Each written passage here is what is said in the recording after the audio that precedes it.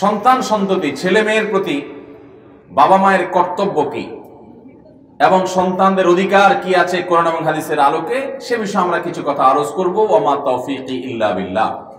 মুহতারাম হাজিরিন, আল্লাহ রাব্বুল আলামিন কোরআনে হাকিমে আমাদের প্রত্যেকটা মানুষকে আমাদের উপর অর্পিত দায়িত্বগুলো পালন করবার জন্য বারবার নির্দেশনা দিয়েছেন। এর মধ্যে আমাদের সবচেয়ে কাছের আমাদের রক্ত সম্পর্কীয় আত্মীয়, আমাদের ব্লাড সম্পর্কীয় আত্মীয়ের মধ্যে আবার সবচেয়ে নিকটতম মানুষ হলেন মা বাবা এবং সন্তান সন্ততি। তাদের চাইতে আর কাছের কেউ হতে পারে না। এই মা বাবা তাদের প্রতি যেরকম আমাদের কর্তব্য আছে, আবার সন্তানদের প্রতি আমাদের কি আছে? কর্তব্য আছে। সবচেয়ে বড় কর্তব্যের জায়গা হলো আমাদের সন্তান সন্ততি তারা যেন দুনিয়ার জাগতিক যে বিষয়গুলো তাদের প্রাপ্য আছে, ভরণ পোষণ, এগুলোর পাশাপাশি তারা যেন জাহান্নামের আগুন থেকে বাঁচতে পারে। এই বিষয়টা মা বাবা নিশ্চিত করবেন এবং সে বিষয়ে পদক্ষেপ করবেন। নিশ্চিত করা বলতে পদক্ষেপ নেবেন যাতে করে সেই পথে তারা যেতে পারে। এই জন্য একজন আদর্শ মা, একজন আদর্শ বাবা, তার ভবিষ্যৎ বংশধর যেন নেককার হয়, তারা যেন ভালো মানুষ হয়, সে আশায় জীবনসঙ্গী হিসাবে যাকে নির্বাচন করবেন তার মধ্যে অন্য কোনো গুণ থাকুক বা না থাকুক, তিনি যেন দিনদার হন, আল্লাহভীরু হন, কোরআন এবং হাদিসের অনুসারী হন, এই বিষয়টা কিন্তু তার সবচাইতে বেশি গুরুত্বের সাথে দেখতে হবে। এই জন্য আল্লাহ রাব্বুল আলামিন কোরআনে কারীমে সূরা ফুরকানের ৭৪ নম্বর আয়াতে আমাদেরকে শিক্ষা দিয়েছেন একটা দোয়া পাঠ করার। রব্বানা হাব লানা মিন আজওয়াজিনা ওয়া যুররিয়াতিনা কুররাতা আয়ুন ওয়াজআলনা লিল মুত্তাকিনা ইমামা। যার অর্থ হলো, হে আমাদের রব, আমাদের যেসব সন্তান সন্ততি আপনি দিবেন, অনাগত কিংবা দিয়েছেন, এবং আমাদের যে জীবন সঙ্গী সঙ্গিনী হবে বা আছে, তাদের সবাইকে আপনি আমাদের চক্ষু শীতলকারী মানুষ বানায় দেন। এমন মানুষ বানায় দেন যাদেরকে দেখলে আমাদের নয়ন জুড়িয়ে যাবে। সব ছেলে মেয়েকে দেখলে কি বাবা মার নয়ন জুড়ায়? সব ছেলে মেয়ের দিকে তাকালে কি বাবা মার দিল শীতল হয়ে যায়? যায় না। এই জন্য আল্লাহ তাআলা দোয়া শিক্ষা দিয়েছেন, সন্তানের জন্য দোয়া করতে হবে এইভাবে যে আল্লাহ আমার সন্তান যেন এরকম হয় যে তার দিকে তাকালেই আমার চোখ জুড়িয়ে যায়, আমার নয়ন শীতল হয়ে যায়, অন্তর ঠান্ডা হয়ে যায়, যেন সেরকম সন্তান হতে পারে। আল্লাহ তাআলা কিন্তু এখানে কোন একটা বিশেষ পয়েন্ট বলেন নাই দোয়ার মধ্যে যে আমরা যেন দোয়া করি আল্লাহ আমার সন্তানটা যেন পয়সাওয়ালা হয়ে যায়, তার জন্য ভালো ক্যারিয়ার গড়ে তুলতে পারে, সন্তানটা যেন আল্লাহ অনেক শিক্ষিত হয়, এরকম বিশেষ কোন দোয়া আল্লাহ তাআলা আমাদেরকে শিক্ষা দেন নাই। কারণ সন্তান শিক্ষিত হওয়ার পরও বাবা মার চোখ শীতল নাও করতে পারে। পারে কি পারে না? সন্তান শিক্ষিত কিন্তু বাবা মা তার দিকে তাকালে দিলটা জুড়ায় না, কারণ শিক্ষিত হয়ে হয়তো মানুষ হতে পারে কি পারে না। আবার এমনও হতে পারে যে সন্তান মানুষ, ভালো মানুষ, কিন্তু তার আয় উপার্জন নাই, সে নিজেই কষ্ট করে চলে, মা বাপকে আর কি দিবে, কিন্তু মানুষ ভালো। তো ভালো মানুষ ঠিক আছে, কিন্তু তার যে আর্থিক অনটন, এই জন্য বাপ মার কি তাকে দেখলে নয়নটা জোড়াবে? আবার দেখা গেল টাকা পয়সাও আছে, সন্তান মানুষও ভালো, কিন্তু দেখা গেল সে কোনো কারণে অসুস্থ, বড় ধরনের রোগে আক্রান্ত সে, তাহলে এই সন্তানকে দেখলেও মা বাপের ভালো লাগবে? এই জন্য আল্লাহ তাআলা আমাদেরকে এমন এক দোয়া শিক্ষা দিয়েছেন। আল্লাহ নিজেই তো আমাদেরকে দান করবেন, তিনি নিজেই শিখিয়ে দিয়েছেন যে কিভাবে দোয়া করলে আমাদের লাভ হবে। এই জন্য সন্তান সন্ততি এবং পরিবারের জন্য এর চাইতে ব্যাপক, এর চাইতে জামেয়া দোয়া, সকল কল্যাণ আপনি এক শব্দে চেয়ে ফেললেন। আল্লাহ এমন সন্তান সন্ততি এবং জীবন সঙ্গী দান করেন যে সন্তান সন্ততি এবং জীবন সঙ্গীর দিকে তাকালে আমাদের চোখ শীতল হয়ে যাবে, নয়ন জড়িয়ে যাবে। আর এই চোখ শীতলটা কখন হবে? যখন আপনার সন্তান, আপনার স্ত্রী, আপনার স্বামী যখন সব দিক থেকে শতভাগ পারফেক্ট হবে, যথাযথ হবে, যেমন তার পয়সা কড়ি, তেমন তার আয় উপার্জন, তেমন তার সুস্থতা, তেমন সে ভালো মানুষ, তেমন তার অন্যান্য দিক, সব দিক থেকে যখন ভালো হবে, তার দিকে তাকালে আপনার ভালো লাগবে, নয়নটা জোড়াবে। আল্লাহ তাআলা আমাদের সবাইকে সেরকম সন্তানের বাবা এবং আমাদের মা বোনদেরকে সেরকম সন্তানের মা হওয়ার তৌফিক দান করুন। যারা আমাদের তরুণ বা বন্ধুরা আছে, যুবকরা আছে এখানে, সে সমস্ত যুবকরাও একসময় হয়তো ইনশাআল্লাহ বাবা হবে। কিন্তু একজন মুসলমান তাকে সবসময় জানতে হবে যে আমার জীবনে আমার কাছে কার কি পাওনা আছে, মুসলমান সবসময় মানুষের পাওনা পরিশোধে সবচেয়ে বেশি সতর্ক থাকবে, সজাগ থাকবে, যে কারোর পাওনা পরিশোধে যেন আমার কোনো ত্রুটি না হয়। আল্লাহ তাআলা আমাদের সবাইকে সব মানুষগুলোর অধিকার আদায় করে দুনিয়া থেকে যাওয়ার তৌফিক দান করুন। মোহতারাম হাজরিন, তো মা বাবা হিসাবে সন্তানের প্রতি আমাদের কর্তব্য হলো সন্তান যেন ভালো মানুষ হয়, সে আশায় জীবন সঙ্গী হিসাবে যাকে নির্বাচন করব সেই লোকটা যেন আল্লাহভীরু হয়, ভালো মানুষ হয়, মুত্তাকি হয়, আল্লাহকে চিনে এরকম মানুষ যেন হয়। এটা কেন দেখব? কারণ তিনি যদি আল্লাহভীরু হন, আপনার স্ত্রী যদি আল্লাহভীরু হন, কোন মহিলা বিয়ে করার সময় যদি তার স্বামীটা, যাকে তিনি বিয়ে করবেন, যার সাথে তার বিয়ে হবে, সেই পুরুষটা আল্লাহভীরু হন, এটা যদি নিশ্চিত করেন, তাহলে তার বংশে, তার পরিবারে ইনশাআল্লাহ এমন সন্তান হওয়ার সম্ভাবনা বেশি যাদের মধ্যে আল্লাহর ভয় আছে। এই জন্য আগে থেকে দোয়া করতে হবে। আল্লাহর অনেক নেককার বান্দারা এই দোয়াগুলোর উপরে আমল করে করে আগে থেকে আল্লাহর কাছ থেকে ফয়সালা করে নিয়েছে। মোহতারাম হাজরিন, আমাদের সন্তানরা যেন আল্লাহভীরু হয়, তারা যেন ঈমানদার হয়, তারা যেন মুত্তাকি হয়, এই কাজটা এই যুগে সবচাইতে কঠিন কাজগুলোর একটা। আপনি লক্ষ লক্ষ কোটি কোটি টাকার মালিক হয়ে যান, এটা এত কঠিন না। আল্লাহ আপনাকে সন্তান দিয়েছেন, কিন্তু সন্তানটা আল্লাহভীরু, মুত্তাকি, পরহেজগার, এটা যত কঠিন। কারণ গোটা পৃথিবীতে চতুর্দিকে আপনি তাকিয়ে দেখেন, ফিতনার হাতছানি। আপনার সন্তানের ঈমান হরণ করবার জন্য শত শত আয়োজন। সে রাস্তা বের হলে সেখান থেকেই তার ফিতনা তাকে ডাকছে। সে শিক্ষা প্রতিষ্ঠানে যাচ্ছে, সেখানে বহুবিধ ফিতনার জাল বিছানো আছে। সে কর্মস্থলে যাচ্ছে, সেখানে তার ঈমান হরণকারী বহুবিধ ফিতনা তার জন্য অপেক্ষা করছে। সে বিদেশে চলে যাবে, সেখানেও তার ঈমান হরণ করবার মতো বহু ফিতনার জাল বিছানো আছে। শয়তান সদা তৎপর এই সকল ফিতনার বেড়াজাল থেকে নিজের ঈমানকে, তাকওয়াকে বাঁচিয়ে রেখে সে ঈমানদারের সন্তান ঈমানদার হবে। এটা এই যুগের সবচেয়ে কঠিন কাজগুলোর একটা। আপনি আপনার সন্তানকে অনেক বড় শিক্ষিত বানাতে পারবেন, এটা এত কঠিন না। আপনি আপনার সন্তানকে এমনকি গতানুগতিক আলেমও বানাইতে পারবেন, এটাও এত জটিল না। টাকা পয়সা হলে, ভালো শিক্ষা প্রতিষ্ঠানে দিলে এটা হয়ে যাবে। কিন্তু তাকে মানুষের মতো মানুষ, মনুষ্যত্ব তার মধ্যে আছে, আদব লেহাজ তার মধ্যে আছে, তাকওয়া তার মধ্যে আছে, ঈমান তার মধ্যে আছে, দিনদারি তার মধ্যে আছে, পরহেজগারি তার মধ্যে আছে, এরকম মানুষ হিসেবে গড়ে তোলাটা কিন্তু সহজ কথা।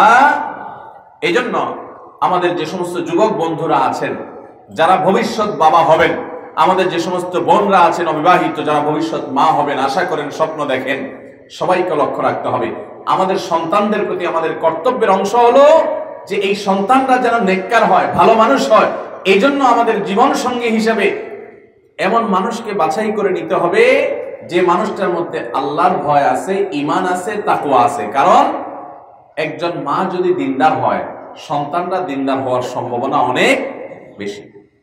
আজকাল বিয়ে শাদীতে আমরা দেখি শুধুমাত্র চেহারা সুরত, আমরা দেখি শুধুমাত্র গায়ের রং, আমরা দেখি শুধুমাত্র বাবার টাকা পয়সা, আমরা দেখি শুধুমাত্র বাবার সামাজিক অবস্থান।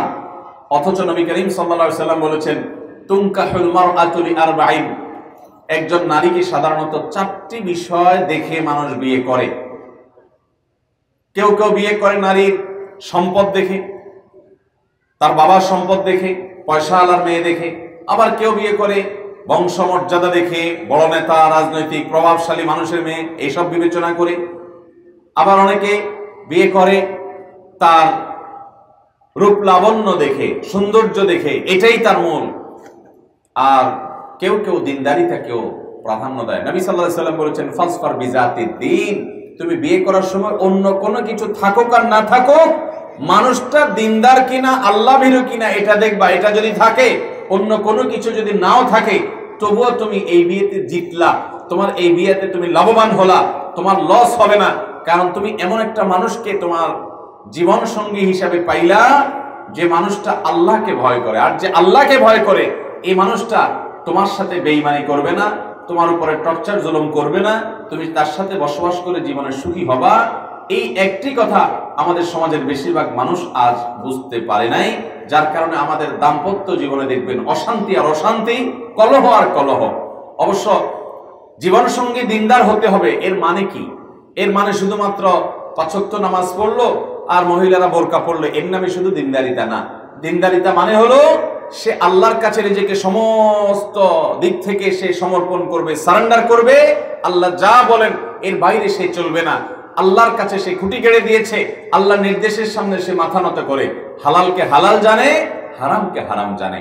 এটা হলো আল্লাহর কাছে পরিপূর্ণ কি করা? সারেন্ডার করা, আত্মসমর্পণ করা। তাহলে প্রথম কর্তব্য সন্তানদের প্রতি, যে সন্তান যেন ভালো মানুষ হয়। এই জন্য বিয়ে করার আগে থেকেই চিন্তা থাকতে হবে যে আমি যাকে বিয়ে করব, অথবা বাবারা যারা নিজেদের ছেলেকে বিয়ে করাবেন, মেয়েকে বিয়ে দিবেন, আপনারা লক্ষ্য রাখবেন যে আর কিছু হোক বা না হোক, পাত্র এবং পাত্রী তারা যেন অবশ্যই আল্লাহ বিরোধী দিনদার হয়। বেনামাজি যদি হয়, তার ভিতরে দিনদারিতা যদি না থাকে, সে লক্ষ টাকার মালিক হোক, কোটি টাকার মালিক হোক, একজন মুসলমানের কাছে সেটা কোনো আকর্ষণীয় পাত্র বা পাত্রী হতে পারে না। আল্লাহ আমাদের সবাইকে আমলের তৌফিক দান করুন। ভাইরা আমার, মানুষের অর্থ, মানুষের সামাজিক অবস্থান, মানুষের রূপ লাবণ্য, এগুলোর কোনোটাই সারা জীবন মানুষের কাছে উপভোগ্য থাকে না। মানুষের ব্যক্তিত্ব, পার্সোনালিটি, আমল, তাকওয়া, এই জিনিসগুলো সারা জীবন উপভোগ্য থাকে। মানুষ সেটাকে উপভোগ করে, মানুষ সেটাকে এনজয় করে, সেটা মানুষের মধ্যে ভালো লাগা কাজ করে। অতএব সে বিষয়টা লক্ষ্য রাখতে হবে। সন্তানদের প্রতি কর্তব্য। দেখুন, ইসলাম আমাদেরকে এমন অসাধারণ এক জীবন বিধান দিয়েছে, এমন অসাধারণ একটা চমৎকার জীবন ব্যবস্থা দিয়েছে যে এখানে অনাগত সন্তানদের কথা চিন্তা করে জীবন সঙ্গী নির্বাচন করতে হয়। অর্থাৎ সন্তানদের ব্যাপারে বাবা মা কত দায়িত্বশীল। শুধু জন্ম দিয়ে দিলাম আর স্কুল মাদ্রাসা ভর্তি করে দিলাম আর দায়িত্ব শেষ হলো না। সেই জন্য ভালো মানুষ হয়, সেটার জন্য তাকে সেরকম পরিবেশ প্রোভাইড করতে হবে, তার জন্য সেরকম পরিবেশ নিশ্চিত করতে হবে। এটা কিন্তু সন্তানের অধিকার। আপনার সন্তান যদি ভালো হয়, এর ক্রেডিট আপনার। আর যদি আপনার সন্তান অমানুষ হয়, তার ডিসক্রেডিটও আপনার। কারণ ছেলে মেয়ে বেশিরভাগ নষ্ট হয় বাবা মায়ের ত্রুটি থেকে, বাইরের সমস্যার কারণে নষ্ট হয়, তার পরিমাণও আছে কম, কিন্তু সবচেয়ে বেশি পরিমাণে সন্তান নষ্ট হয় বাবা মায়ের ত্রুটির কারণে। আর সন্তান যদি মানুষের মতো মানুষে হয়, সেটাও হয় বাবা মার দায়িত্বশীলতার কারণে। আল্লাহ আমাদের সবাইকে দায়িত্বশীল অভিভাবক হওয়ার তৌফিক দান করুন।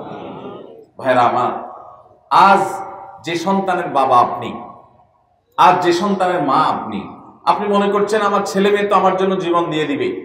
ঠিক আছে, জীবন দিয়ে দিবে এটা দুনিয়াতে, কিন্তু কিয়ামতের ময়দান সম্পর্কে আল্লাহ বলেছেন, ইয়াউমা ইয়াফিরুল মারউ মিন আখিহি ওয়া উম্মিহি ওয়া আবিহি ওয়া সাহিবাতিহি ওয়া বানি।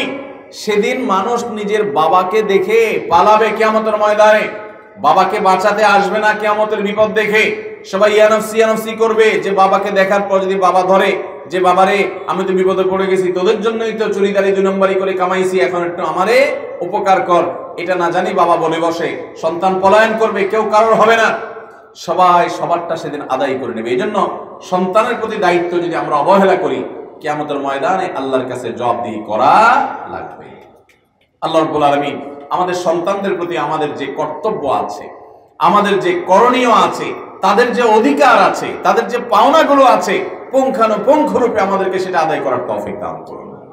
তাহলে 1 নম্বরের সন্তানদের প্রতি কর্তব্য জানলাম, সেটা হলো সন্তান যেন ভালো মানুষ হয়, সেজন্য আগে থেকে ভালো মানুষ তাকে জীবন সঙ্গী হিসাবে গড়ে তুলতে হবে। যে এই মানুষটাকে আমি জীবন সঙ্গী হিসাবে নেব, কেন? কারণ এই মানুষটা ভালো, ভালো হলে তার সন্তানরাও আশা করা যায় ভালো হবে। নাম্বার 2, সন্তান জন্মের সঙ্গে সঙ্গে নবী করিম সাল্লাল্লাহু আলাইহি সাল্লামের সুন্নাত হলো এই সন্তানের জন্য আল্লাহ তাআলার কাছে দোয়া করবেন। কারণ মায়ের গর্ভে সে যতদিন ছিল, শয়তান তাকে আক্রমণ করতে পারে নাই। যখনই সে ভূমিষ্ঠ হয়ে দুনিয়াতে চলে আসছে, তখনই শয়তানের খোঁচা শুরু হয়ে গেছে।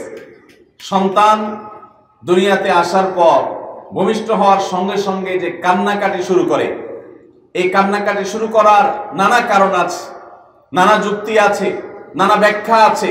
এর মধ্যে একটা ব্যাখ্যা এটাও যে নবী সাল্লাল্লাহু আলাইহি সাল্লামের কোন হাদিস থেকে বোঝা যায় যে দুনিয়াতে সন্তান জন্মগ্রহণ করার সঙ্গে সঙ্গে শয়তান তাকে খোঁচা মারা শুরু করে এবং সে কেঁদে ওঠে। আল্লাহ তাআলা কোরআনে বলেছেন, শয়তান যখন তোমাদেরকে খোঁচা মারবে, তোমাদেরকে ক্ষতিগ্রস্ত করার চেষ্টা করবে, তখন আল্লাহর কাছে পানা চাও, আশ্রয় চাও, আল্লাহর কাছে আশ্রয় চাইলে এটা হলো মহৌষধের মতো, শয়তানের জন্য এটা অ্যাটম বোমের মতো কাজ করে।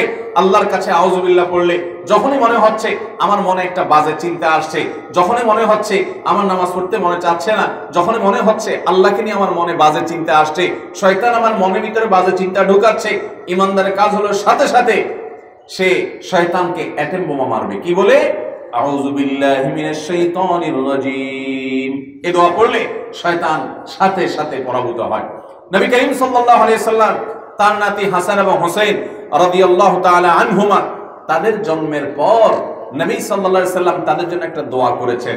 যারা নানা আছেন এটা তাদের কর্তব্য, যারা দাদা আছেন এটা তাদের কর্তব্য, যারা বাবা হবেন তাদের কর্তব্য, যারা মা হবেন তাদের কর্তব্য যে সন্তান জন্মগ্রহণ করার পর পর তাকে শয়তান থেকে পানা চেয়ে নেবেন। ওই যে শয়তান তাকে জন্মের সঙ্গে সঙ্গে লেগে যায় এবং খোঁচাখোঁচি শুরু করে, তাকে ধ্বংস করা, তাকে জাহান্নামুখী করা, তাকে বিপদগামী করা, বিভ্রান্ত করা, তাকে ফাসিক বানানো, ফাজের বানানো, খারাপ মানুষ বানানো, এটা শয়তানের বড় মিশন হয়ে যায়।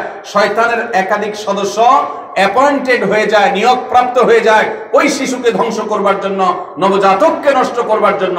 এই জন্য নবী সাল্লাল্লাহু আলাইহি সাল্লাম হাসান এবং হুসাইন রাদিয়াল্লাহু তাআলা আনহুমা তাদের জন্য তিনি জন্মের সঙ্গে সঙ্গে দোয়া করেছেন, উঈদুকুমা বিকালিমাতিল্লাহি তাম্মা, অর্থাৎ হে হাসান এবং হুসাইন তোমাদের উভয়কে আমি আল্লাহ রাব্বুল আলামিনের কাছে তার পূর্ণাঙ্গ বাক্যসমূহের মাধ্যমে তোমাদেরকে আমি আল্লাহর আশ্রয় চাই, আশ্রয় কামনা করি তোমাদের জন্য।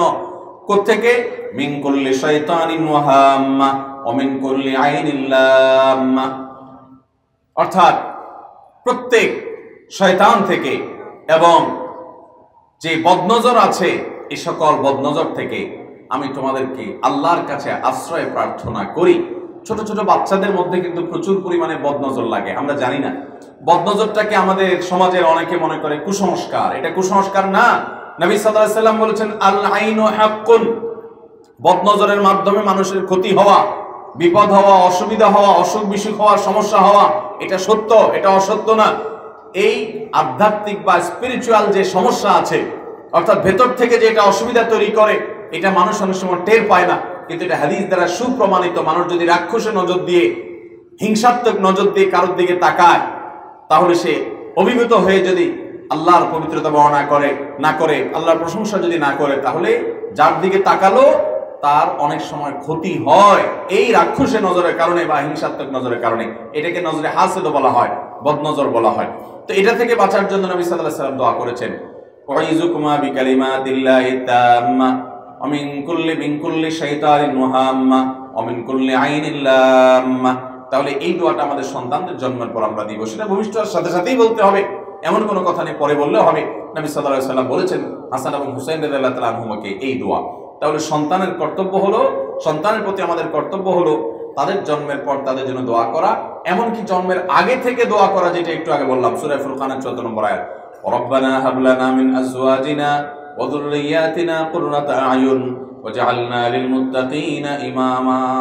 সন্তানের জন্য চোখের পানি ফেলতে হবে, দোয়া করতে হবে। মুহতারাম হাজিরিন, দুনিয়াতে যত নেক মানুষ দেখবেন, যত ভালো মানুষ দেখবেন, তাদের মা বাবার দোয়া ছিল অনেক বেশি। কিছু মানুষের দোয়া আল্লাহ তাআলা ফিরিয়ে দেন না, এর মধ্যে একটা হলো মা বাবার দোয়া সন্তানের জন্য। এটা আল্লাহ তাআলা সাধারণত ফিরিয়ে দেন না। দোয়াটা যদি করার মতো করা যায়, চোখের পানি ফেলা যায়, এই দোয়া সাধারণত আল্লাহ তাআলা বিফলে যেতে দেন না। বিধায় সন্তানদের অধিকার, তাদের পাওনা, তাদের প্রতি আমাদের কর্তব্য, করণীয় হলো যে আমাদের সন্তানদের জন্য আমরা আল্লাহর কাছে দিল খুলে দোয়া করব, আল্লাহ আমার সন্তানদেরকে মানুষ বানিয়ে দেন। ভারতবর্ষের একজন বড় মনীষী ছিলেন সৈয়দ আবুল হাসান আলী আন-নাদবী রাহমাতুল্লাহি আলাইহি। সৈয়দ আবুল হাসান আলী আন-নাদবী রাহমাতুল্লাহি আলাইহি তিনি অনেক বই পুস্তক লিখেছেন। এর মধ্যে একটা বই তার আরবিতে লিখেছেন, মাজা খাসিরাল আলাম বিইনহিতাতিল মুসলিমিন, অর্থাৎ মুসলমানদের পতনের কারণে বিশ্বের কি ক্ষতি হলো। এই যে বই, এই বই গোটা পৃথিবীর, বিশেষ করে আরব বিশ্বের ঘুম ভেঙে দিয়েছে অনেকটা, এবং এত সমাদৃত হয়েছে তার এই বই যে মুসলিম বিশ্বের সবচেয়ে বেশি বিক্রিত বইগুলোর মধ্যে থেকে একটি, এবং সরকারিভাবে মিডল ইস্টের বিভিন্ন দেশ থেকে এই বইয়ের হাজার হাজার লক্ষ লক্ষ কপি প্রিন্ট করা হয়। এই কালজয়ী গ্রন্থের রচয়িতা এবং কিং ফয়সাল অ্যাওয়ার্ড, যেটা মুসলিম বিশ্বের নোবেল খ্যাত, এটা যিনি পেয়েছেন সে আলী মিয়া নদভী রহমতুল্লাহি আলাইহি। মুসলিম বিশ্বের, বিশেষ করে ভারতবর্ষের ইতিহাসের কয়েকজন বড় মনীষীর একজন ছিলেন। ওনার মা সম্পর্কে উনি একটা বই লিখেছেন, মেরি আম্মা। এটার বাংলা অনুবাদ হয়ে গেছে আমার আম্মা জান এরকম নামে।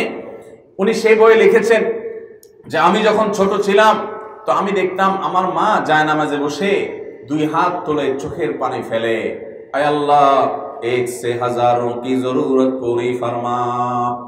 অর্থাৎ আল্লাহ আমার এক আলী, এই আলীর দিয়া আপনি হাজার হাজার আলেমকে দিয়ে যে কাজ নেন, হাজার হাজার দায়ীরা যে কাজ করেন, হাজার হাজার কর্মবীররা যে কাজ করতে পারেন, আমার এক আলী একা যেন সে কাজ করতে পারে, হাজার মানুষের আউটপুট যেন তার দ্বারা হয়, হাজার মানুষের অ্যাচিভমেন্ট যেন সে একা করতে পারে, আপনি সেই তৌফিক দান করেন। আলী মিয়া নবী রহমতুল্লাহ বলেছেন আমার মায়ের সে দোয়া আমি তখন শুনতাম এবং এর প্রভাব আমার মধ্যে পড়তো।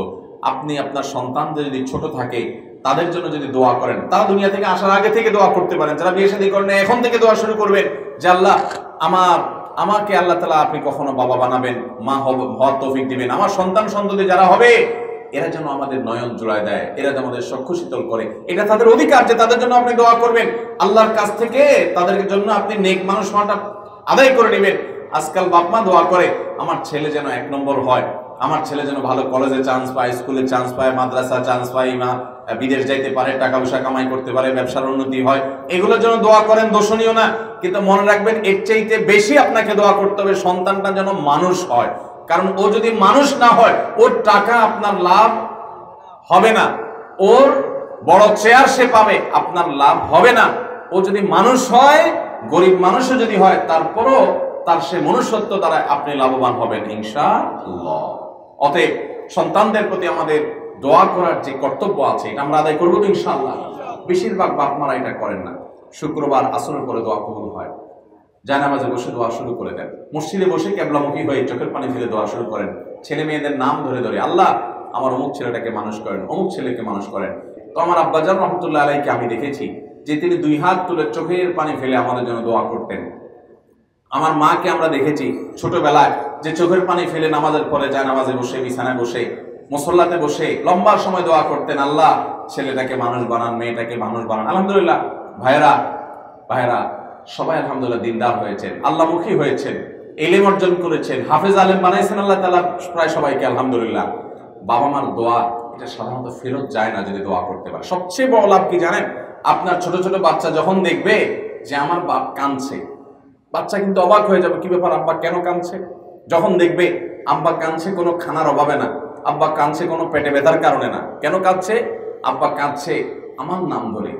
কি বলছে? আল্লাহ আমার ছেলেটা ও যেন মানুষ হয়, আল্লাহ ও যেন নামাজি হয়, আল্লাহ ও যেন আল্লাহ ভীরু হয়, আল্লাহ ও যেন হারাম বাঁচতে পারে, আল্লাহ ও যেন হারামে ত্যাগ করতে পারে, ও যেন আপনার সৎ ইমানদার বান্দা হতে পারে, ও যেন বড় আলেম হতে পারে, ও যেন বড় হাফেজ হতে পারে, ও যেন বড় দাঈলাল্লাহ হতে পারে, আল্লাহ ও যেন আপনার খাঁটি বান্দা হতে পারে, আল্লাহ ও যেন কখনো হারামের দিকে না যায়, ও যেন বাবা মার অনুগত সন্তান হয়। এভাবে তার জন্য যখন আপনি দোয়া করতে থাকবেন, এগুলো যখন বাচ্চা শুনবে তখন বাচ্চার মধ্যে তার এফেক্ট পড়বে, তার প্রভাব পড়বে।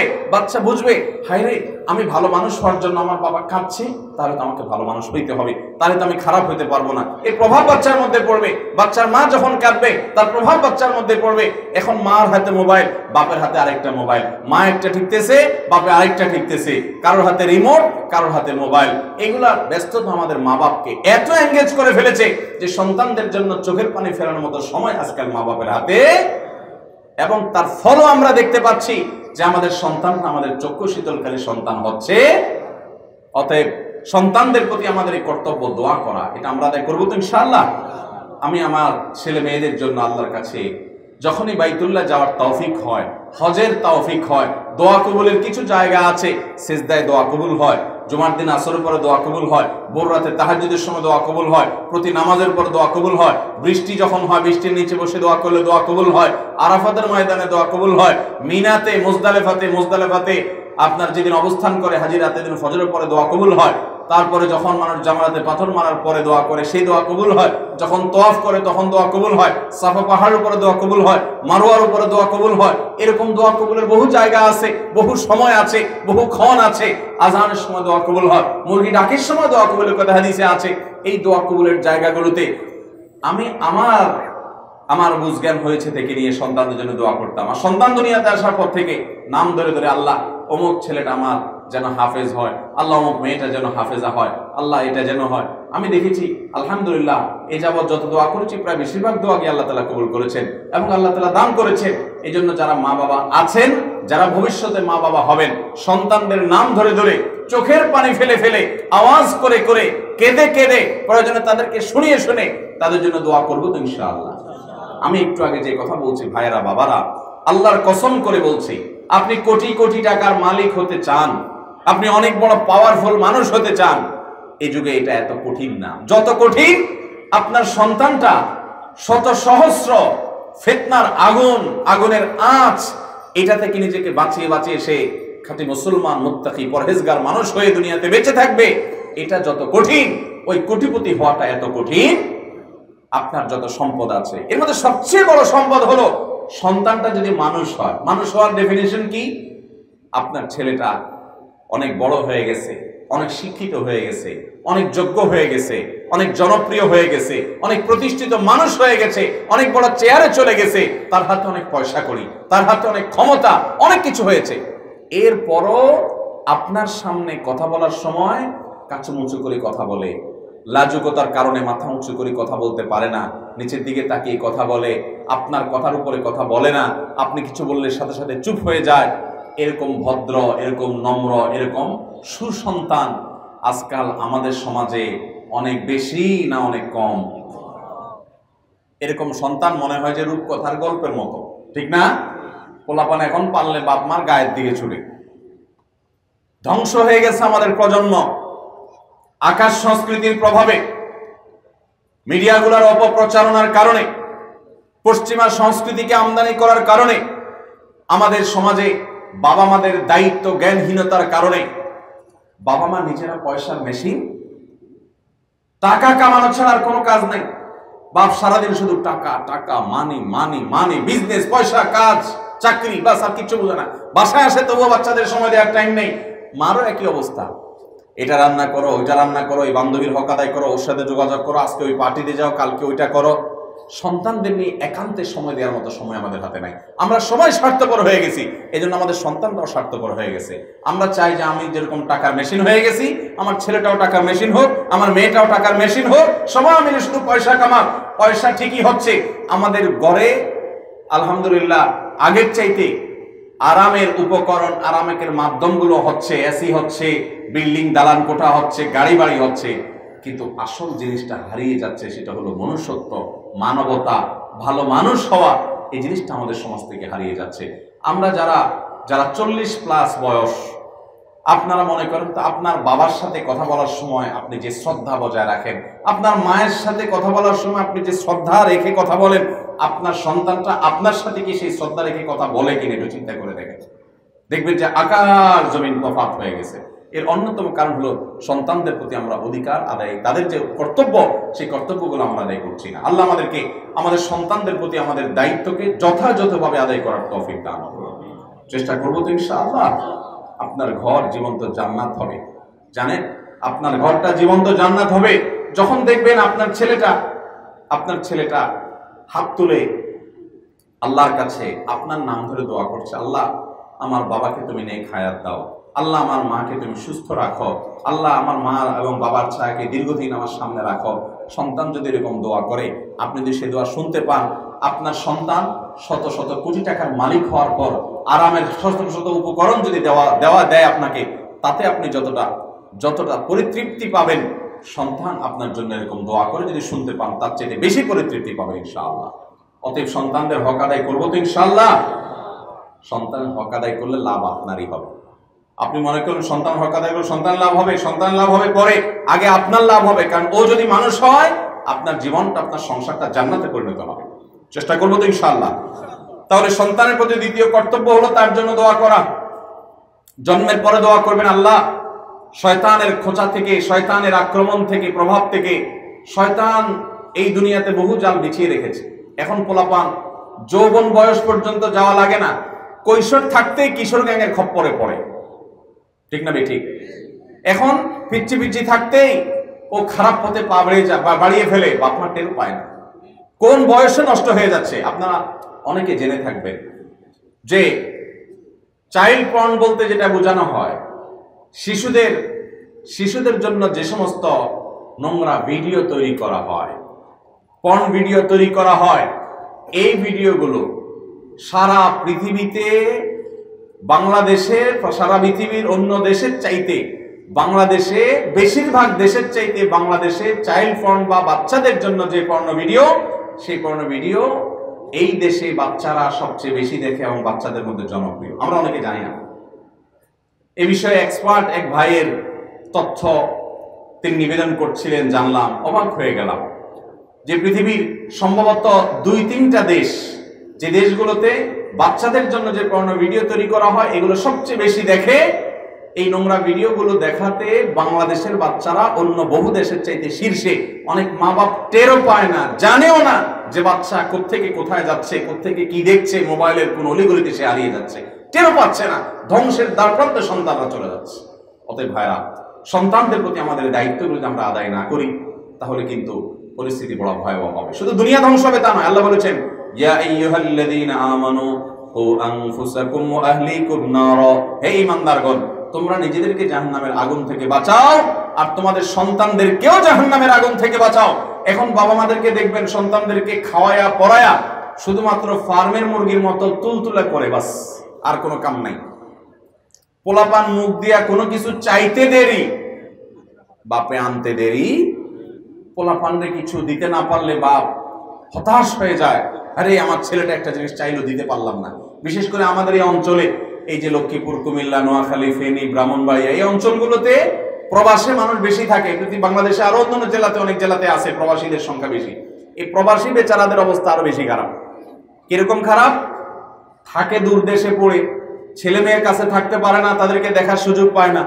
ছেলে ভিডিও কলে যদি বলে, আব্বা আমার একটা মোবাইল লাগবে, জিজ্ঞেস করে তুই মোবাইল দিয়ে কি করবা? আব্বু আমার পড়ালেখা করা লাগে, অনলাইন ক্লাস হয়, হান হয়, তান হয়, দানায় পানায় কিছু বুঝাই দেয়। এবার বাপ দেখা যায় এক হাতের একটা মোবাইল পাঠায় দেয়। আছে না নাই? শুধু বলতে দেরি, পাঠাইতে দেরি। বাচ্চারা যা চায় সাথে সাথে তা দিয়ে দেওয়া, এটা কিন্তু বাচ্চাদের জন্য ভালো না, এটা বাচ্চাদের জন্য খারাপ।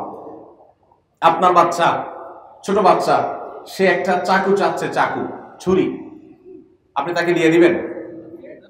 কেন দিবেন না? কারণ আপনি জানেন এটা দিয়ে সে অঘটন ঘটাতে পারে, এটার ব্যবহার এখনো সে শিখে নেই। আপনি আপনার একটা বাচ্চা ক্লাস 7, 8, 9-এ পড়ে, আপনি তাকে একটা স্মার্টফোন ধরাই দিলেন, নেট কানেকশন দিয়ে দিলেন, ব্যাস, কোন অলিগলিতে সে চলে যাবে আপনি টের পাবেন। আমি বিভিন্ন জায়গায় বলি, আমার 16-17 বছর বয়সের ছেলে এখনো, তার কোনো মোবাইল ফোন নাই। স্মার্টফোন তো পরের কথা, কোনো বাটন ফোনও নাই। এখন কথা হলো, সে বাহিরে মাদ্রাসায় যায়, বিভিন্ন কাজে যায়, তাহলে মোবাইল ফোন ছাড়া কিভাবে করে? আমি বলি, আগের যুগে মানুষ কিভাবে যোগাযোগ করছে ওইভাবে করবে। অনেকে বলে যে যদি বিপদ হয়, যদি সমস্যা হয় ছেলেটার, তাহলে একটু ফোন করে বলতেও তো পারবে না। আমি বলি যে মোবাইল যদি থাকে তাহলে সমস্যা হবে না, এটা নিশ্চিত। মোবাইল ফোন আছে, এরপরও রোড অ্যাক্সিডেন্ট হয়ে মারা যেতে পারে না, কিডন্যাপ হয়ে কেউ নিয়ে যেতে পারে না। তাহলে মোবাইল ফোন থাকলেই আমি বেঁচে যাব, এটা আপনাকে নিশ্চিত কে করলো? মোবাইল ফোন থাকলে কিছু সুবিধা আছে, ঠিক আছে, কিন্তু এই বয়সে তার হাতে এটা উঠাই দেওয়ার মানে হলো তার হাতে, ছোট বাচ্চার হাতে ছুরি তুলে দেওয়া। সেটার এখনো নিয়ন্ত্রণ করা শিখে নাই। এটার পচা, নোংরা, গান্দা অলিগলিতে যদি সে একবার প্রবেশ করে যায়, এই সন্তানকে আর মানুষ করা সহজ হবে না। ভাইরা আমার, আমাদের সন্তানদেরকে মানুষ করার জন্য আমাদেরকে দায়িত্বশীল হতে হবে। বেশিরভাগ সন্তানদের অবস্থা বড় করুন। ছেলে মেয়েদের চেহারার দিকে তাকালে বোঝা যায় যে এরা বাবা মার চক্ষু শীতলকারী সন্তান হতে পারে নাই, বাবা মার বোঝা হয়ে গেছে রীতিমতো। দোষ কিন্তু বাবা মারই, তারা সঠিকভাবে লালন পালন করতে পারে নাই। অতএব সন্তান কিছু চাইলেই দিয়ে দিবেন না, তার জন্য উপকার কিনা সেটা দেখবেন, বিবেচনা করবেন, নিয়ন্ত্রণ করতে শিখাবেন, সন্তানকে কষ্ট শিখাবেন। বেশিরভাগ পরিবারে কি হয় জানেন? পোলাপানকে দিয়ে কোনো কাজ করায় না।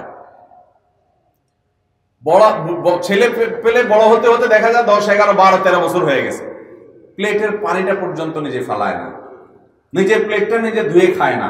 বেশিরভাগ পরিবারের অবস্থা না? আমাদের বয়সী যারা, বা আমাদের চাইতে আরো সিনিয়র বয়সে যারা আছেন এখানে, আপনাদের ছোটবেলার কথা চিন্তা করে দেখেন তো, আপনারা কি আইসা বসে থাকতেন যে মা প্লেটটা ধুয়ে আনি আপনারা ভাত বেড়ে দিয়ে যাবে, খাইয়া আবার প্লেটটাতে হাত ধুইয়া চলে যেতেন, বাপ মা ফেলাই দিতেন? এটা চিন্তা করা যায়? তখন আমরা আমাদের সময় দেখেছি যে না, ছেলেফেলেরা নিজেরটা নিজে করতে পারলে বাপ মারও খেদমত করতো। আর এখন পোলাপানিরা আমরা ফার্মের মুরগি বানাচ্ছি। ভালো করে শুনে রাখেন, আপনার ছেলে মেয়েকে আপনি যদি ভোগ শিখান তো ও কিন্তু পরিশ্রম করতে শিখবে না, ও কিন্তু জীবনে অনেক কঠিন পরিস্থিতিতে পড়লে ভেঙে পড়বে, কারণ তো পরিশ্রম করা শিখে নাই, আপনি তারা শিখান নাই। কিন্তু যদি ওরে পরিশ্রম করা শিখান, কষ্ট সহিষ্ণু হতে শিখান, তাকে যদি ধৈর্য এবং সহনশীলতা শিখান, এই সন্তান এক সময় ইনশাআল্লাহ অনেক কঠিন কঠিন পরিস্থিতি দেখবেন উতরে যাবে, পার হয়ে যাবে। মনে রাখবেন, ভোগ এটা শিখাতে হয় না, ত্যাগ শিখাতে হয়। ত্যাগ শিখাতে হয়, ভোগ শিখানো লাগে না, ভোগ এমনিই পারবে। এই জন্য সন্তানকে ভোগ নয়, তাকে ত্যাগ শিখাতে হবে, তাকে ছাড় দেওয়া শিখাতে হবে, তাকে কষ্ট করা শিখাতে হবে, তাকে ধৈর্য ধারণ করা শিখাতে হবে। আপনি কোরআনে কারিমের সূরা লোকমান খোলেন, লোকমান হাকিম তার সন্তানকে 10টা মহামূল্যবান উপদেশ দিয়েছেন। আল্লাহ কোরআনে সেটা আমাদের জন্য কোরআনে জানিয়ে রেখেছেন, আমরা যেন আমাদের সন্তানদের সে উপদেশগুলো নেই। তার ভিতরে একটা হলো, তিনি বলেছেন সন্তানকে ওয়াসবির আলা মা আসাবাক। সন্তান, তার সন্তানকে তিনি বলেছেন, হে আমার বৎস, ইয়া বুনাই, হে আমার আদরের সন্তান, তুমি এই কাজ করবা। এর ভিতরে একটা কাজ হলো ওয়াসবির আলা মা আসাবাক, তোমার জীবনে যখন বিপদ আসবে হতাশ হবা না, অস্থির হতে যাবা না, সবর করবে। অতএব সন্তানদেরকে আমরা ভালো মানুষ হিসেবে গড়ে তোলার চেষ্টা করবো ইনশাআল্লাহ। আমরা সবাই চাই আমার ছেলে মেয়ে থাকুক দুধে ভাতে।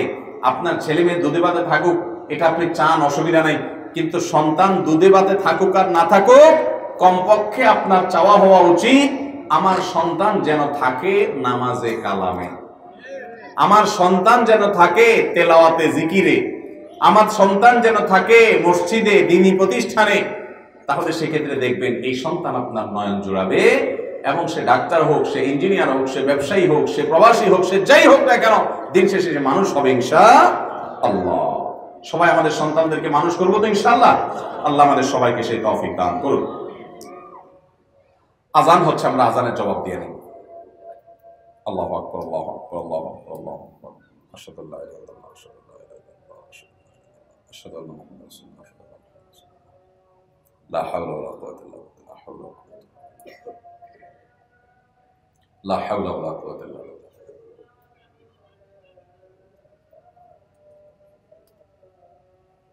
لا حول ولا قوة إلا بالله.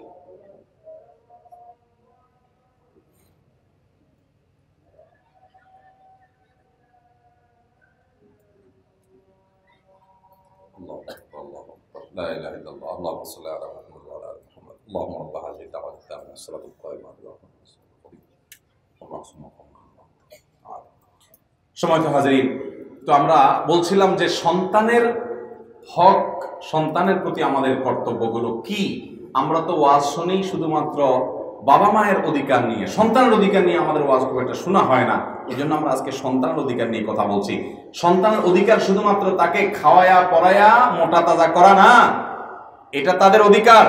কিন্তু এর চাইতে গুরুত্বপূর্ণ বিষয় হলো সন্তান যেন আল্লাহভীরু হয়, দিনদার হয়, মুত্তাকি হয়। নবী করিম সাল্লাল্লাহু আলাইহি ওয়াসাল্লাম বলেছেন, কুল্লু মাউলুদিন ইউলাদু আলাল ফিতরা, প্রতিটি বাচ্চা, প্রতিটি শিশু, প্রতিটি নবজাতক মায়ের গর্ভ থেকে দুনিয়াতে আসে দিনদার হয়ে, ইমানদার হয়ে, মুত্তাকি পরহেজগার হয়ে, ভালো মানুষ হয়ে। মায়ের পেট থেকে কেউ ডাকাত হয়ে আসে? চুরি করা শিখে আসে? মিথ্যায় অভ্যস্ত হয়ে আসে? আসে না। মায়ের পেট থেকে সবাই আসে যে ওই টাইমে সে পৃথিবীর সবচেয়ে ভালো মানুষ থাকে, তার মনের ভিতরে কোনো নোংরামি নাই, হিংসা নাই, শত্রুতা নাই, বিদ্বেষ নাই, বদঅভ্যাস নাই, কিচ্ছু নাই, সে ভালো মানুষ থাকে। ইল্লা আন্না আবওয়াহু ইউহাউদানিহি আও ইউনাসসিরানিহি আও ইউমাজ্জিসানি, কিন্তু জন্মের পর ওই সন্তানের মা বাবা তারা তাকে হয় বেদিন বানায়, অগ্নিপূজক বানায়, বিভ্রান্ত বানায়, কাফেরে মুশরিকে পরিণত করে এবং ভুল পথে নিয়ে যায়। এটা মা বাবাই করে। এই জন্য সন্তান যেন ভুল পথে না যায় সেটা ঠিক রাখা, সেটা খেয়াল রাখা বাবা মার কর্তব্য। সন্তানের পেটে খাবার গেল কিনা চিন্তা করেন, কিন্তু সন্তান নামাজ পড়ছে কিনা তার চিন্তা আরো বেশি করে করেন। আজকাল দেখবেন মায়েদেরকে, বিশেষ করে মায়েদেরকে দেখবেন পিচ্ছি পিচ্ছি পোলাপানের পিছনে খাবারের বাটি নিয়ে দৌড়তে দৌড়তে দৌড়তে দৌড়তে বেচারিরা কাহিল, ঠিক না বেঠিক? যেই পরিমাণ দৌড়ায় বাচ্চাদের পিছনে মায়েরা বাটি নিয়ে, চামচ নিয়ে একটু খাওয়ানোর জন্য, বাবা খা খা খা। বাবা খায় না, বাবা কয় ঘুষ দাও, আগে মোবাইল দাও তারপরে খাবো, ঠিক না বেঠিক? আগে ঘুষ দাও, মোবাইল দাও, কার্টুন দাও তারপরে খাবো।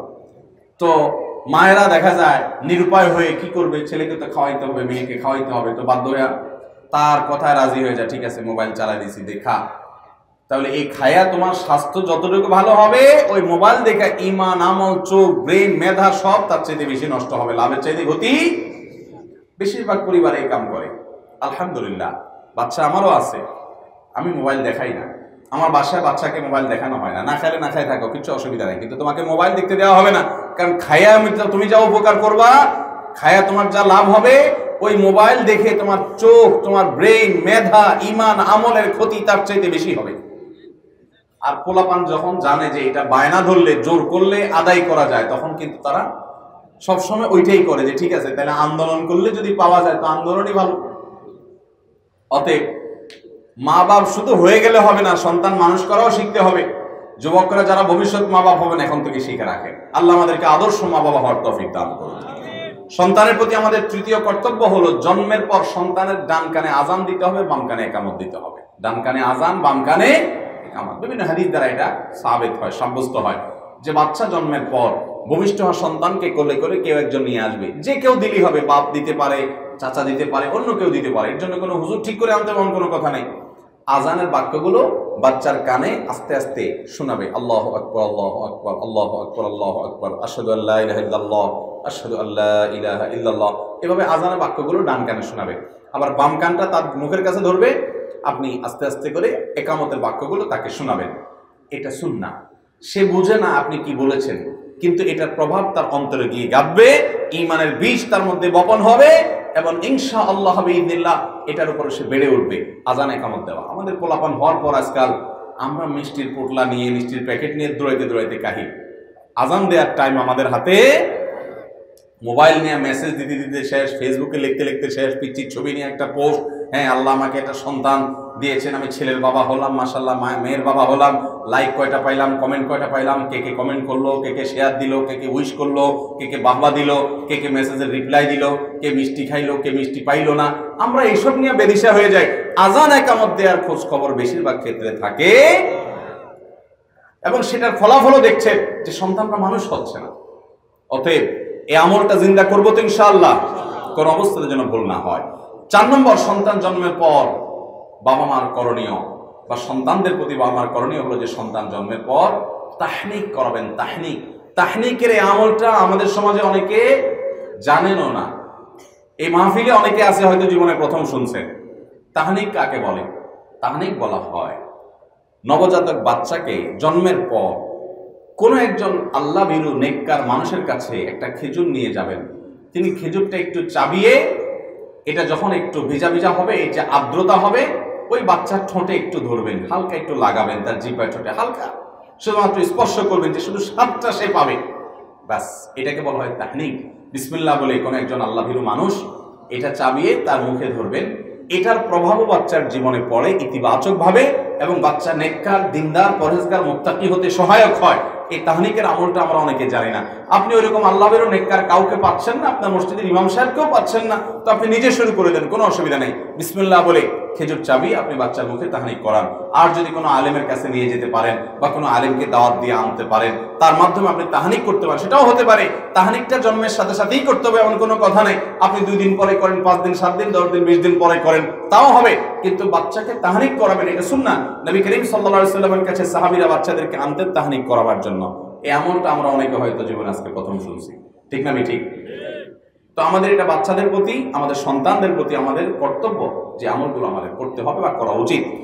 নাম্বার 5 নম্বর যে আমলটা করতে হবে তা হলো একটা সুন্দর নাম রাখতে হবে। কি নাম রাখতে হবে? সুন্দর নাম রাখতে হবে না আনকমন নাম রাখতে হবে? সুন্দর না আনকমন? এখন সবাই সুন্দর খোঁজে না আনকমন খোঁজে? আনকমন খোঁজে। বলে হুজুর এমন একটা নাম দেন, এই নাম আমার আপনার 14 গোষ্ঠী কোনোদিন শুনেনি, এরকম একটা নাম দেন। টালটু, বল্টু, নান্টু, পিন্টু, মিন্টু, এগুলো তো সব পুরান হয়ে গেছে, তাহলে নতুন নাম দেন। তো নতুন অনেক নাম দেখা যায়, আছে না নাই? নামের ক্ষেত্রে আপনি অভিনব নাম, ইউনিক নাম খুঁজবেন, এটা নয়। বরং নাম খুঁজবেন সবচেয়ে সুন্দর নাম। এটা আপনার কর্তব্য যে আপনি সন্তানকে একটা সুন্দর নাম উপহার দিবেন, ভালো অর্থবহ নাম উপহার দিবেন। সবচেয়ে সুন্দর নাম কি বলেন তো? নবী করিম সাল্লাল্লাহু আলাইহি ওয়াসাল্লাম বলেছেন সবচেয়ে সুন্দর নাম হলো আব্দুল্লাহ এবং আব্দুর রহমান। মেয়েদের বেলায় হলে আব্দুলের জায়গায় আমাতুল, আব্দুল মানে গোলাম আর আমাতুল মানে বান্দি। তাহলে সেক্ষেত্রে আল্লাহর বান্দা, আল্লাহর বান্দি। আব্দুল্লাহ মানে আল্লাহর বান্দা, আব্দুর রহমান মানে রহমানের বান্দা। আমাতুন যদি যোগ করে দেন তাহলে আমাতুল্লাহ মানে আল্লাহর বান্দি, আমাতুর রহমান মানে রহমানের বান্দি। এটা হলো মেয়েদের জন্য। এরপর সবচেয়ে উত্তম নাম কোনটা? এরপর সবচেয়ে উত্তম নাম হলো আল্লাহর যত গুণবাচক নাম আছে সেগুলো শুরুতে আব্দুল লাগাই দিলে ছেলেদের নাম হয়ে গেল, মেয়েদের নাম আমাতুল লাগাইলে হয়ে গেল। এটা সবচেয়ে উত্তম নাম। এরপর 3 নম্বরের সবচেয়ে উত্তম নাম হলো নবী রাসূলদের নেককার মানুষগুলোর যে নাম। মেয়েদের নাম মারিয়াম, আয়েশা এবং আসিয়া, যে সমস্ত নেককার ঐতিহাসিক নারীরা গত হয়েছেন তাদের নামে নামকরণ করা, ফাতেমা ইত্যাদি। এবং যে সমস্ত নবীগণ গত হয়েছে সে সমস্ত নবীদের নামে সন্তানদের নামকরণ করা। আমাদের দেশে দেখবেন গরিব মানুষরা তাদের বাচ্চার নাম রাখে আয়েশা, ফাতেমা, কাজের লোক, কাজের মেয়ে, কাজের বুয়া, এদের নাম দেখবেন বেশিরভাগ আয়েশা, খাদিজা, ফাতেমা, সুমাইয়া ইত্যাদি। ঠিক না ঠিক? আর নিজের মেয়েটার নাম রাখে মানুষ কি? লালটু না, লালটু তো পোলার নাম রাখে। মেয়েদের নাম কি রাখে? চৈতি, খাইতি, একটু খাইতি। হ্যাঁ, এগুলো কিন্তু নাজায়েজ না, আবার বুঝেন না। বাংলা নাম রাখা কিন্তু গুনাহ না, কিন্তু নামের মধ্যে তার ধর্মের পরিচয় ফুটে উঠা চাই। এটা শুধুমাত্র আমাদের দেশের সংস্কৃতি নয়, এটা সারা পৃথিবীতেই।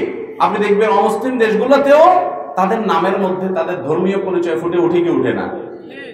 আপনি ভারতে চলে যান, তাদের নামগুলোতে দেখলে বোঝা যায় এরা হিন্দু। বোঝা যায় কি যায় না?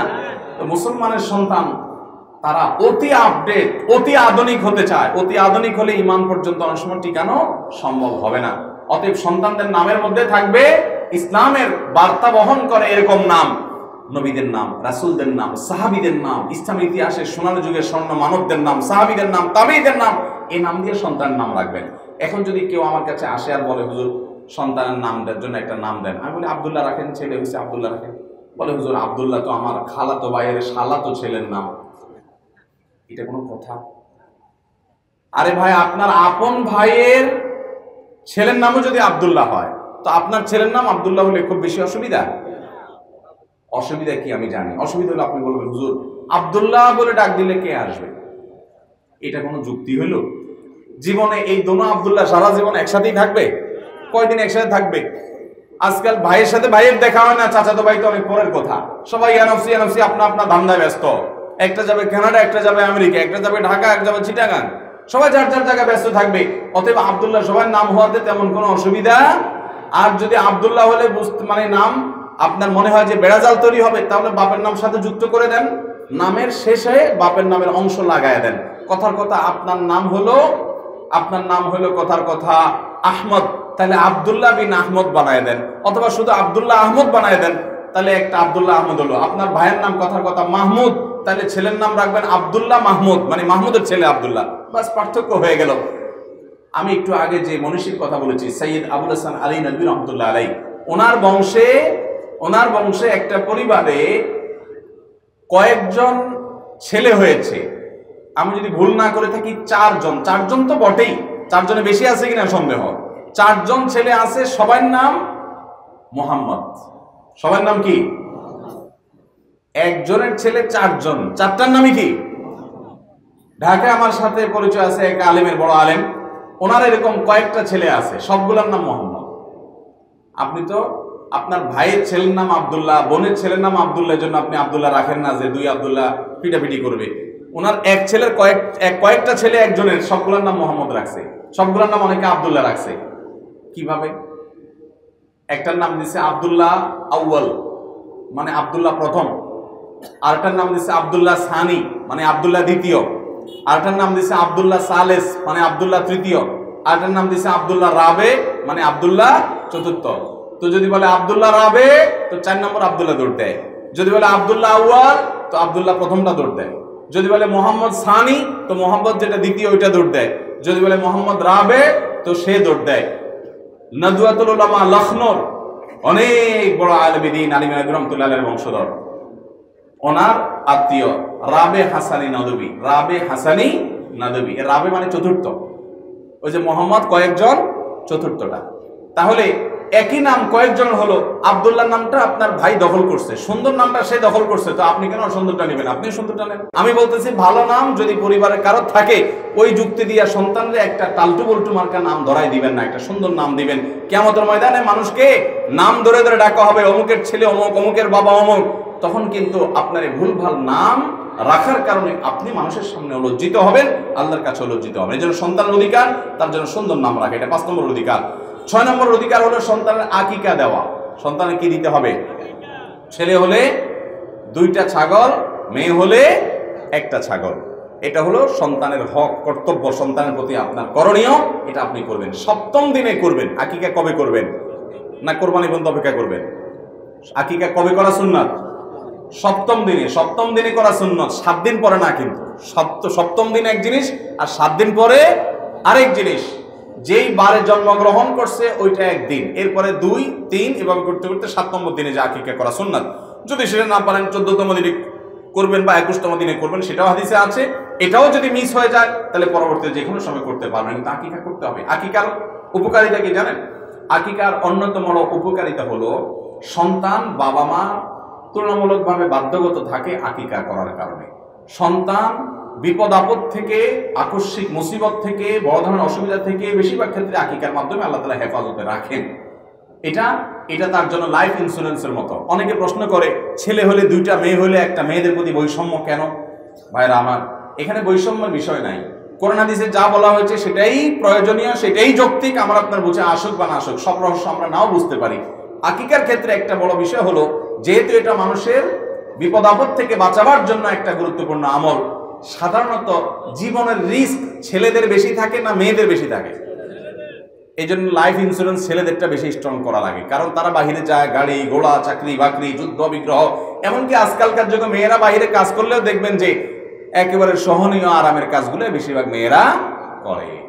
অতএব ছেলেদের যে নিরাপত্তা ব্যবস্থা সেটা আরো স্ট্রং করতে হয়। এই জন্য দেখবেন বেশিরভাগ ক্ষেত্রে রোগ, শোক, অসুখ, বিসুখ এগুলো ছেলেদের বেশি হয় মেয়েদের তুলনায়। কারণ বৈজ্ঞানিকভাবে এটা প্রমাণিত যে মেয়েরা তুলনামূলকভাবে ছেলেদের চাইতে তাদের শরীরে ইমিউন অর্থাৎ রোগ প্রতিরোধ ক্ষমতা এটা স্ট্রং থাকে, শক্তিশালী থাকে। এই জন্য তাদের জন্য 1টা হলে চলে, ছেলের জন্য 2টা লাগে।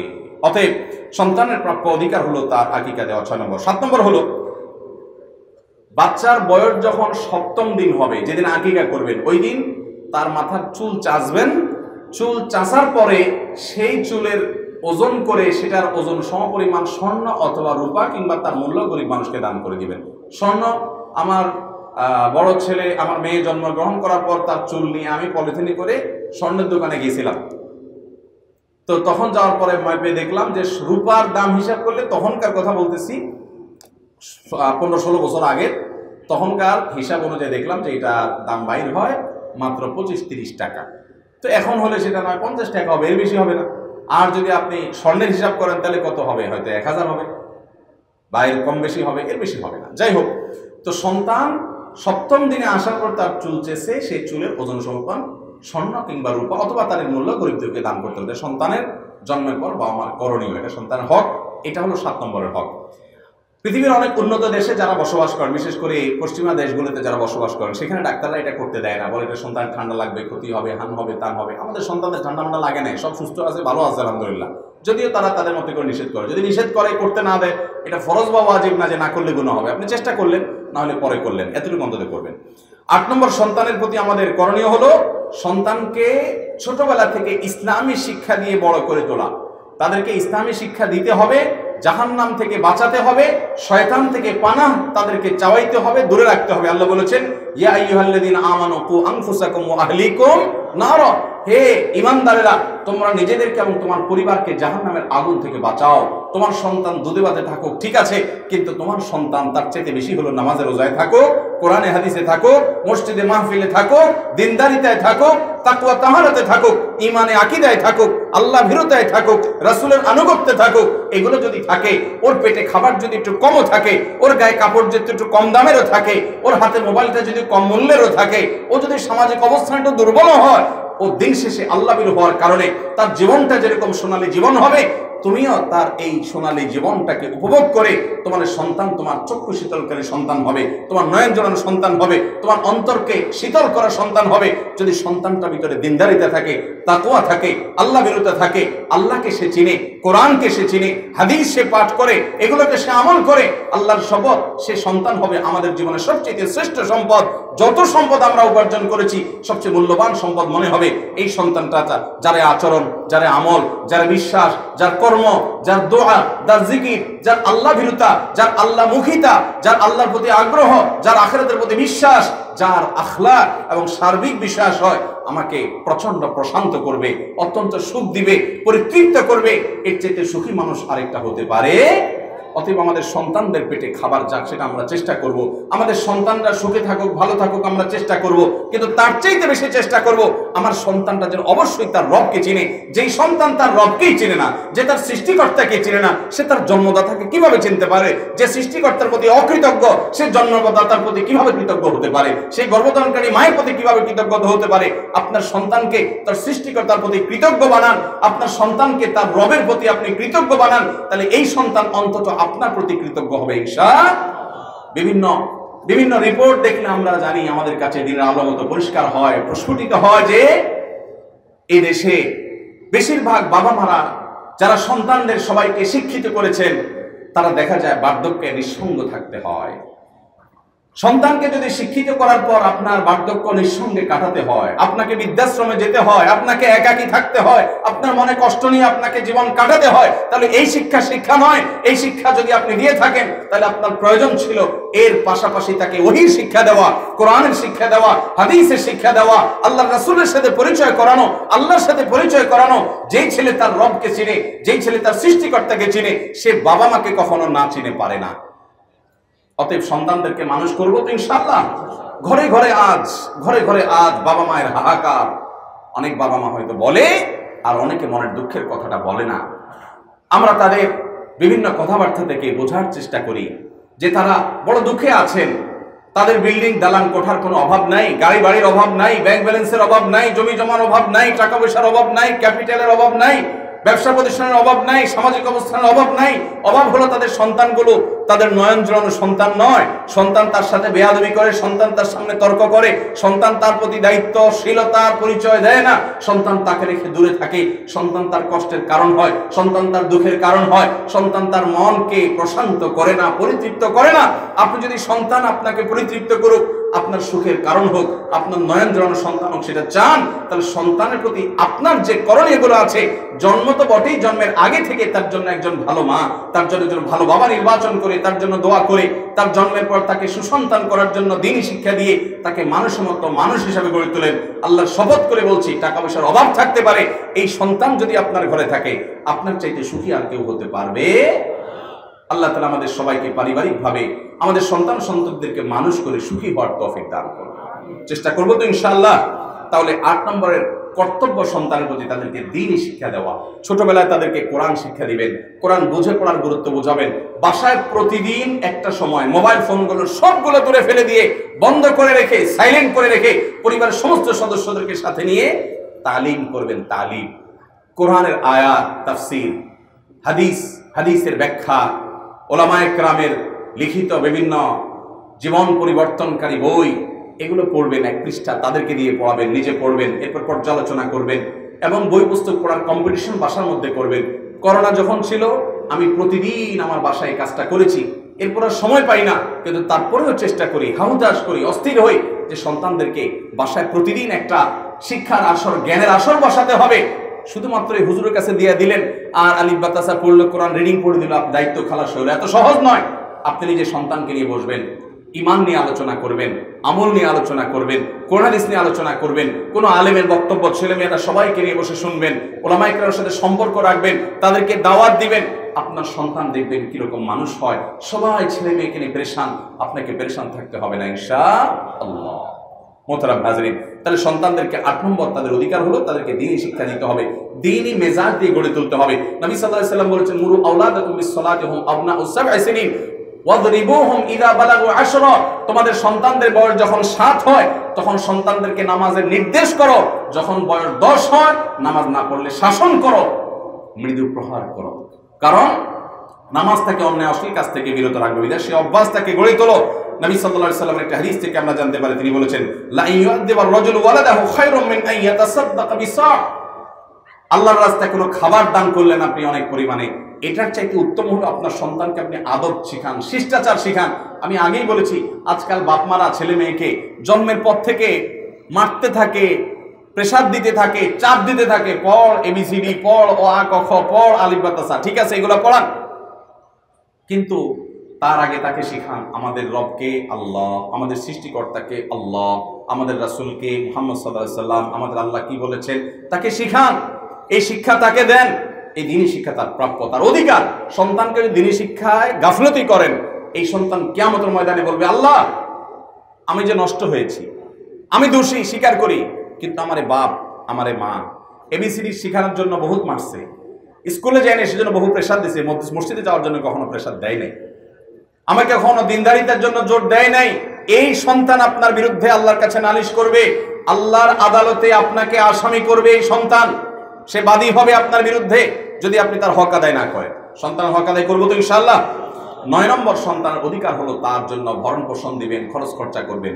এটা আলহামদুলিল্লাহ আজকাল সব বাবা মারা দরকার যা তা করে, দরকার ছাড়াও করে, হালালটাও করে, পারলে চুরি করে আয় না, হারাম দিয়েও পোলাপানরে খাওয়ায়, এটা দরকার চাইতে আরো বেশি আছে। তবে এরপরও আমাদের সমাজে কিছু অমানুষ বাপমা আছে, যে অমানুষ বাপমা সন্তান জন্ম দেওয়ার পর আর কোনো খোঁজ খবর নেয় না, ভরণ নাই, পোষণ নাই, খোঁজ খবর নাই। বিশেষ করে যারা অনেকে আছে দেখা যায় যে এই সংসার বাদ দিয়ে সংসার নিয়ে সে মজ মস্তি করছে, বলে বসে আছে, কোনো খোঁজ খবর নাই, এরকম অমানুষ আছে। কিয়ামতের ময়দানে এই বাপমাদের বিচার হবে সন্তানের হক নষ্ট করার কারণে। কারণ সন্তানের পাওনা অধিকার যে তাদের ভরণ পোষণ দিতে হবে, তাদেরকে আদর দিতে হবে, তাদের সোহাগ দিতে হবে, তাদের স্নেহ দিতে হবে, মমতা দিতে হবে, ভালোবাসা দিতে হবে। এটা যদি না দেন, আপনি আপনার স্বার্থ নিয়ে শুধুমাত্র পড়ে আছেন, জন্ম দিয়ে ছেড়ে দিয়েছেন, আল্লাহর কাছে আপনাকে জবাবদিহি করতে হবে। নাম্বার 10, সন্তানদেরকে উপযুক্ত হলে বিবাহ দিবেন, দেরি করবেন। তথাকথিত পায়ে দাঁড়ানোর অজুহাত দিয়ে যুবক পোলাপানকে বুড়া বানায় ফেলবেন, 30-32 বছর বয়স বানায় ফেলবেন, বিয়ে দিবেন না। পোলাপান ফিতনার মধ্যে হাবুডুবু খাবে, আর আপনারা বিয়ে দিবেন না, বলবেন না আগে বাড়ি কর, জমি কর, বিদেশ কর, টাকা কর, পয়সা কর, এইসব করে করে পোলাপানের টাকা পয়সা মেশিন বানাবেন, তাদেরকে উপযুক্ত অবস্থায় বিয়ে দিবেন না। আপনি আল্লাহর কাছে গুনাহগার হবেন। আল্লাহ কোরআনে বলেছেন ওয়া আনকিহুল আয়ামা মিনকুম ওয়াস-সালিহিনা মিন ইবাদিকুম ওয়া ইমাইকুম ইন ইয়াকুনু ফুকারা ইউগনিহিমুল্লাহু মিন ফাদলি। তোমরা তোমাদের অধীনস্থ সন্তান সন্ততিদেরকে বিয়ে দাও, তারা যদি অভাবী হয়, টাকা পয়সার টানাটানি থাকে, আল্লাহ ওয়াদা করেছেন ইন ইয়াকুনু ফুকারা, তারা যদি গরীব হয়, বিয়ে করার মাধ্যমে ইউগনিহিমুল্লাহু মিন ফাদলি, আল্লাহ তাআলা তাদেরকে ধনী করে দিবেন। অতএব সন্তানদের কিন্তু এটা অধিকার তাদের পাওনা। নবী সাল্লাল্লাহু আলাইহি সাল্লাম বলেছেন তোমাদের সন্তানরা যখন বিয়ের উপযুক্ত হয়, উপযুক্ত পাত্র পাত্রী পেলে খবরদার দেরি করবে না। যদি দেরি করো তাহলে এই জমিনে ফিতনা ফাসাদ সৃষ্টি হবে। আপনার বিলম্বে ছেলেকে মেয়েকে বিয়ে দেওয়ার কারণে এই ছেলে মেয়ে যত আকাম কুকাম করবে, যত জিনা করবে, যত পাপাচার করবে, যত অপরাধ করবে, এর দায় আপনাকে বহন করতে হবে। এর কারণে আপনারও গুনাহ হবে। অনেক বাপ মা এটা বুঝেন না। আজকাল চতুর্দিকে ফিতনা, অনেক মুরব্বীরা জানেন না ফিতনার কি অবস্থা। ফেসবুকে, ইউটিউবে পোলাপান বাঁচতে পারে না। বাঁচাতে হলে বিয়ের কোনো বিকল্প নাই। অতএব তাদেরকে উপযুক্ত হলে দ্রুততার সাথে বিয়ে দিবেন। অনেক বাপ মা বলে আগে আগে বিয়ে দিলে মহব্বতটা ভাগ হয়ে যাবে, যতদিন আমার রাখতে পারে ততদিন ভালো। এটা হলো বোকামি এবং এটা হলো স্বার্থপরতার কথা। সন্তানকে যদি আপনি যে মনুষ্যত্ব শিখান, সেই সন্তান কখনো আপনাকে ভুলবে। আর যদি মনুষ্যত্ব না শিখান, বিয়ে আজকে দেন আর 2 দিন পরে দেন, আপনাকে বলতে সে বাধ্য, সে হয়তো স্মরণ রাখবে না। 11 নম্বর এবং সর্বশেষ, সন্তানদের পাওনা অধিকার হলো তাদের প্রতি সমতা বজায় রাখতে হবে। সমতা বজায় রাখতে হবে। আদর একজনকে একটু বেশি, আরেকজনের দিকে একটু কম হইতে পারে, এটা ভিন্ন বিষয়। কিন্তু সম্পদ দেওয়ার ক্ষেত্রে, জমি জমা দেওয়ার ক্ষেত্রে, টাকা পয়সা দেওয়ার ক্ষেত্রে, এগুলো দেওয়ার ক্ষেত্রে সমতা বজায় রাখতে হবে। আপনি এক সন্তানের নামে জমি লিখে দিচ্ছেন, আরেকজনকে দিলেন না। একজনকে অনেক টাকা পয়সা দিয়ে দিচ্ছেন, আরেকজনকে বঞ্চিত করে দিচ্ছেন, এটা কিন্তু জায়েজ নাই। নবী করিম সাল্লাল্লাহু আলাইহি ওয়াসাল্লাম এক সাহাবী তার এক সন্তানকে কিছু সম্পদ দিয়ে এসে বলছেন, ইয়া রাসূলুল্লাহ, আমার অমুক সন্তানকে এই সম্পদ দিয়ে দিছি। নবী সাল্লাল্লাহু আলাইহি ওয়াসাল্লাম তখন বলেছেন, তোমার তো আরো সন্তান আছে, তাদেরকে দিয়েছো? বলে না, দেই নাই। তখন তিনি বলেছেন, দেখো, ইত্তাকুল্লাহ ওয়া আদিলু বাইনা আওলাদিকুম, তোমরা আল্লাহকে ভয় করো এবং সন্তানদেরকে দেওয়ার ক্ষেত্রে সমতা বজায় রাখো, ইনসাফ করো। অনেক বাবা মা আছেন যে 2 চোখে 2 সন্তানকে দেখে, একজনকে দিতেই থাকে, আরেকজনকে দেওয়ার কোনো খোঁজ খবর নাই। একটা ছেলে লাখ লাখ টাকা কামায়, কোটি কোটি টাকা কামায়, তারপরও মা বলে কি, বলে যে ওর তো আসলে কিছু নাই, ও গরিব মানুষ, আছে না নাই? অতএব সন্তানদেরকে দুই চোখে দেখা এটা কিন্তু গুনাহের কথা। বাবা মারা আপনাদেরও বিচার হবে সন্তানদের প্রতি যদি বৈষম্য করেন, জুলুম যদি করেন, একজনকে দিন আরেকজনকে দিলেন না। অনেক সময় বাপ মা বলে কি, এই ছেলেটা আমার দিকে খেয়াল রাখে এই জন্য ওর সব জমি জমা দিয়ে দিলাম, ও খেয়াল রাখে না সেজন্য দিলাম না। জায়েজ নাই এটা আপনার জন্য। আপনার খেয়াল রাখার বিনিময়ে সে আপনার জন্য খরচ করছে, আপনি সেই খরচের টাকাটা দিয়ে দিয়েছেন, এটা ঠিক আছে। যে আপনার চিকিৎসায় 2 লাখ খরচ হয়েছে, 2 লাখ দিয়ে দিলেন, 2 লাখের জমি দিয়ে দিলেন যে বাবা তুই খরচ করছস, এই জমি সে বাবদ নিয়ে যায়, এটা আপনি দিতে পারেন। কিন্তু আপনাকে সে আদর যত্ন বেশি করে জন্য সব দিয়ে দিলেন, আর জন করে না তাকে দিলেন না, এটা করতে পারবেন না। আপনার সন্তান হওয়ার সাথে সাথে তার প্রাপ্য অধিকার হয়ে গেছে। আল্লাহ তাআলা বলেছেন আবাউকুম ওয়া আবনাউকুম লা তাদরুনা আইয়ুহুম আকরাবু লাকুম নাফআ, তোমাদের বাবা মা, তোমাদের সন্তানরা কে বেশি উপকারে আসবে তোমরা জানো না। অতএব আল্লাহ যাকে যা দিতে বলেছে তা দিয়ে দাও, তোমার বুঝে আসুক আর না আসুক। এই জন্য সন্তানদেরকে সম্পদ দেওয়ার ক্ষেত্রে বৈষম্য করা যাবে। মেয়েদেরকে ডেকে এনে বলবেন তোমাদেরকে বিয়ে শাদী দিছি, টাকা পয়সা খরচ করছি, এখন তোমাদের তো আলহামদুলিল্লাহ জামাইরা টাকা পয়সা কামাই করে, অনেক আছে, থাক তোমরা আর দাবি দাবা করিও না, এগুলো তোমাদের ভাইদের জন্য ছেড়ে দাও। মেয়েরাও শর্মে পড়ে লজ্জা পড়ে বাপে বলছে মুখে গিয়ে তর্ক করবে, বাপের সম্পত্তি রাজি হয়ে চলে যায়, গুনাহ হবে, গুনাহ। আপনি মেয়েদেরকে কৌশল করে লজ্জায় ফেলে তাদের সম্পদ থেকে আপনি বঞ্চিত করেছেন। অনেক বাবারা আছেন দাড়ি পাকা, তাহাজ্জুদ পড়তে পড়তে এখানে দাগ পড়ে গেছে, 5 ওয়াক্ত নামাজ পড়েন, তাহাজ্জুদও পড়েন, নিয়মিত কোরআন তেলাওয়াত করেন, মাহফিল একটাও মিস দেন না, কিন্তু মেয়েদের হক ঠিকমতো বুঝাই দেন নাই। মনে রাখবেন, আপনি দুনিয়া থেকে যদি মেয়েদেরকে বঞ্চিত করে দিয়ে যান, আপনার মৃত্যুর পরে মেয়েদের পাওয়ার অধিকার নষ্ট করে দিয়ে যান, কিয়ামতের ময়দানে আল্লাহর কাঠগড়ায় আপনি আসামি হয়ে দাঁড়াবেন, আপনার নামাজ কুলাবে না, আপনার সন্তান আপনার বিরুদ্ধে বিচার করবে। এই জন্য ভাইরা আমার, আমরা আমাদের সন্তানদের হক আদায় করবো তো ইনশাআল্লাহ। আমি এক নজরে আবারও বলে দিচ্ছি 11টা কর্তব্য। প্রথম, জন্মের আগে থেকে, সন্তান জন্মের আগে থেকেই বিবাহ করার সময় নেককার ভালো আল্লাহ বিরুর সঙ্গী এটা খোঁজা, যাতে করে সন্তানটা ভালো হয়। দ্বিতীয়ত, সন্তান জন্মের পরেই তার জন্য দোয়া করা, জন্মের আগে থেকে দোয়া করা, সূরা ফুরকান 74 নম্বর আয়াত, এবং জন্মের পরে দোয়া করা উইযুকা বিকালিমাতিল্লাহি তাম্মা ওয়া মিন শাররি কুল্লি শাইতানিন হাম্মা ওয়া মিন কুল্লি আইনিন লাম্মা। তৃতীয় অধিকার হলো সন্তানের ডান কানে আযান, বাম কানে ইকামত দেওয়া জন্মের পরে। 4 নম্বর হলো কোনো আলেমকে দিয়ে, কোনো নেককার মানুষকে দিয়ে তাহনিক করানো, খেজুর চিবিয়ে তার মুখে একটু লাগানো। এবং 5 নম্বর করণীয় হলো তার সুন্দর একটা নাম রাখা। 6 নম্বর হলো তার জন্য 7ম দিনে আকিকা করা। 7 নম্বর দিনে তার চুল চেয়েছে, চুলের ওজন পরিমাণ সদকা করা। এবং 8 নম্বর হলো তাকে দ্বীনি শিক্ষা দেওয়া, নামাজের অভ্যাস করা, 7 বছর বয়স থেকে নিজের সাথে মসজিদে নিয়ে যাওয়া, অভ্যাস করানো, আল্লাহর কাছে দোয়া করা শেখানো, কোরআন তেলাওয়াত করা শেখানো, দিনদারি শেখানো, ভালো পরিবেশে তাকে নিয়ে যাওয়া, ইমানদারদের কাছে নিয়ে যাওয়া, ভালো ভালো ফ্যামিলির সাথে নিয়ে যাওয়া, যারা আমল এবং ইবাদতের মধ্যে থাকে তাদের সাথে অভ্যস্ত করা। 8 নম্বর অধিকার দ্বীনি শিক্ষা দীক্ষা দেওয়া। আর 9 নম্বর হলো তাকে ভরণ পোষণ দেওয়া, আদর যত্ন সোহাগ ভালোবাসা দেওয়া। 10 নম্বর হলো উপযুক্ত হলে দেরি না করে দ্রুততার সাথে বিয়ের ব্যবস্থা করা। 11 নম্বর হলো সমতা বজায় রাখা, সন্তানের প্রতি পরস্পরের কোনো জুলুম, বৈষম্য, অন্যায় আচরণ না করা। আল্লাহ রাব্বুল আলামিন আমাদের সন্তানদের প্রতি আমাদের সকল কর্তব্যগুলো আদায় করার তৌফিক দান করুন। কিয়ামতের ময়দানে আমাদের সন্তানরা যেন আমাদের বিরুদ্ধে আল্লাহর কাঠগড়ে আমাদেরকে আসামি করে যেন বাদী হয়ে না দাঁড়ায়, সেই তৌফিক আল্লাহ আমাদেরকে দান করুন। সন্তানদের হক আদায় করলে লাভ আমাদেরই হবে। এই সন্তান আমাদের দুনিয়া আখিরাতে মুখ উজ্জ্বল করবে, সুখ এবং তৃপ্তির কারণ হবে। আল্লাহ আমাদের সবাইকে সেরকম সন্তানের বাবা মা হওয়ার তৌফিক দান করুন।